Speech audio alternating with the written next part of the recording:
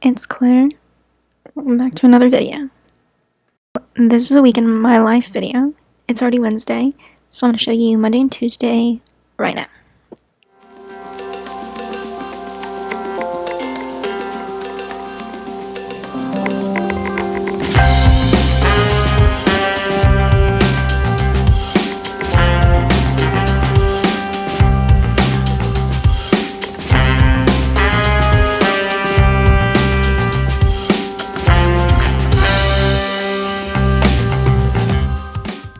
Hot girls.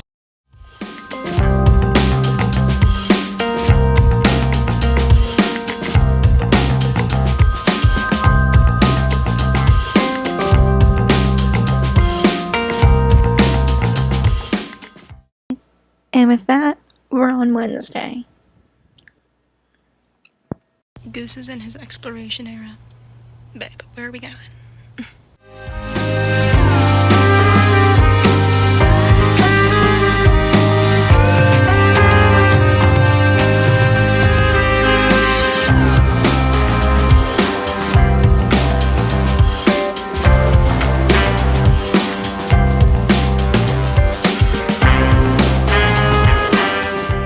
Long ramble short.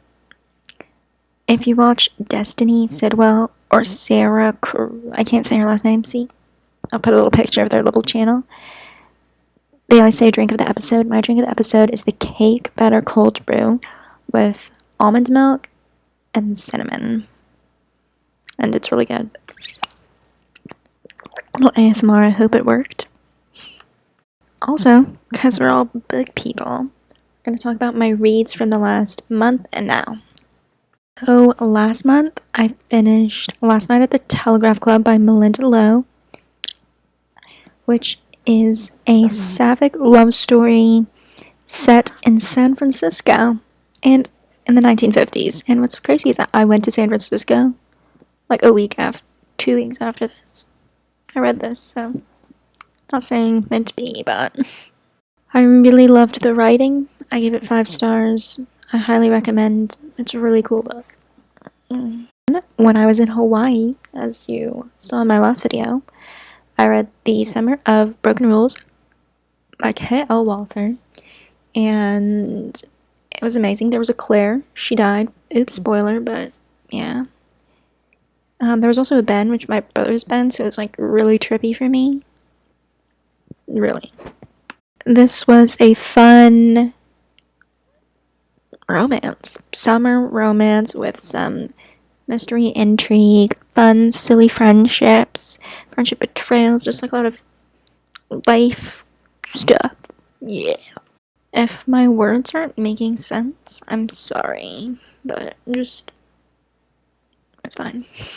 A gift card to Barnes & Noble from my grandma, and I got Last Violent Call by Chloe Gong, which has 2 beautiful novellas inside. I'll put pictures of them inside. They were amazing. I missed Roma and Juliet so freaking much. I just missed them so much. If you want to know more of my thoughts, you can go to my Bookstagram or my book reviews on Goodreads. Just throwing it out there. I loved them. Benedict and Marshall were also really cute. I loved them, and it was a beautiful, amazing book. Like, you have to read it. Read Chloe Gong's work now. Do it. I'm waiting. The wait is over, because I'm currently reading Better Than the Movies by Lynn Painter. I've been reading this one for like 2 months. TBH. I took a break from it because I just couldn't get into it. It was too high school. And then I read Miss Chloe Gong, and that just made me like want to read and feel amazing about books again. So now I'm back to this book, and I am enjoying it more. I am. It's cutesy. There's little quotes from different rom-coms at the start of every chapter, which I love. So cute. And the Taylor Swift references. If a book has Taylor Swift references, it's a win. Like, Better Than Movies has them, and The Summer of Broken Rules had them too. And Miss Chloe Gong does subtle ones. On Monday, I'm going to be starting A Flicker in the Dark by Stacey Willingham with my cousins. It's a thriller set in Louisiana, and I'm excited to read it.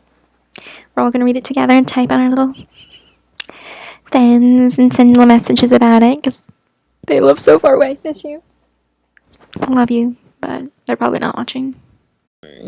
Another book that I got at Barnes & Noble, and I got last night on call, was Belladonna by Adeline Grace. Look how pretty it is. It's purple, and she's beautiful, and it's a gothic fantasy. And I'm really stoked to read this because it looked so good, and I read the beginning, and I was like, I need to read it. It looks so good. For listening to me talk about books, I will come back to talk more maybe some later, after I eat my breakfast and kind of get ready for the day. And I mean, I'm already ready for the day. What am I talking about? Who am I? Bleh.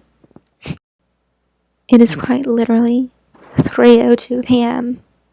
and I forgot to just record anything. But basically, all you missed. I had breakfast. I played some football with my dog. It's not real football. Ate a snack. Cheez-Its. Question. Do you really care about my life? That's a good thinker. Something me has been thinking about, because the elementary schools, middle schools, and high schools just went back this week to school, and next week college goes back, and that made me realize, like, oh, I'm not starting next week. And honestly, that thought kind of put me in a funk, because I applied to some grad schools, and I'm hopefully going to start in January, and I'm really excited for them, but, like, it kind of freaked me out, like, oh, I'm not starting school with everybody. I think people put pressure on themselves to do a certain thing, to have a certain career journey, to do, like, whatever they want, like, whatever they're supposed to do, or what they think they're supposed to do, and then it's just, like, it's your life, you can do what you want, you should be excited for the future, and be working towards your goals, and not, like, goals people are setting for you. Does that make sense? Hopefully. But I'm kind of just taking things day by day.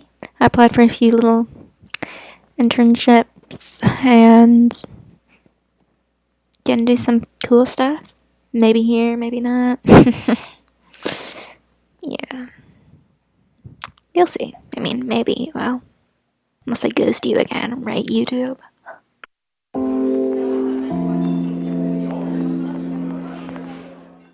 To read, I want to watch a movie, I want to write, I want to submit my personal statement for grad school.